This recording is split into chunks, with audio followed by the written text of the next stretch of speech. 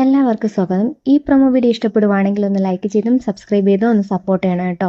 അങ്ങനെ ഗൗതവും നന്ദയും തമ്മിലുള്ള വഴക്കിന് ശേഷം നന്ദമുനി എടുത്ത് ഗൗതം നന്ദയുടെ അടുത്ത് നിന്നും പോകുന്നുണ്ട്.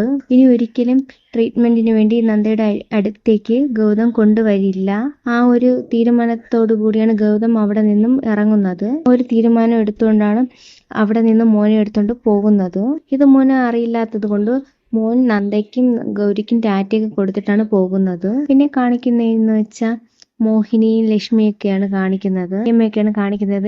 ഈ സമയത്ത് ഇന്നീവരത്തിൽ ഭയങ്കരമായിട്ട് ചർച്ചകളൊക്കെ നടത്തുന്നുണ്ട് അവര്. ലക്ഷ്മി പറയുവാണ് നന്ദ ഇത്രത്തോളം ദമ്പതിച്ചു പോകുമെന്ന് എനിക്ക് വിശ്വസിക്കാനേ കഴിയുന്നില്ല. അതുപോലെ തന്നെ വലിയമ്മ എല്ലാവരും അവിടെ ഇരിപ്പുണ്ട്. അവർക്കും ഇതൊന്നും ഒട്ടും ഉൾക്കൊള്ളാനേ കഴിയുന്നില്ല.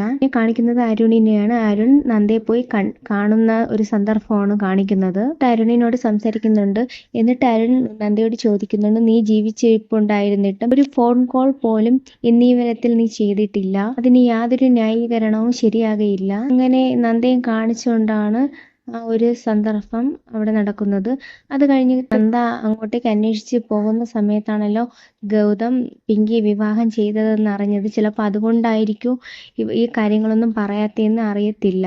അത് ഇനി വരുന്ന എപ്പിസോഡിലെ അറിയാൻ കഴിയത്തുള്ളൂ. ഏതായാലും അങ്ങനെ വിഷമിച്ച് നിൽക്കുന്ന അരുണിനെയാണ് കാണിക്കുന്നത്.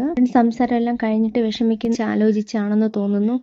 അങ്ങോട്ടും ഇങ്ങോട്ടും നടക്കുന്നു. പിന്നെ വിഷമത്തോടെ നിൽക്കുന്ന ഗൗതത്തിനെ കാണിക്കുന്നു. അതോടെ പ്രൊമോ വിശേഷം അവസാനിക്കുന്നു.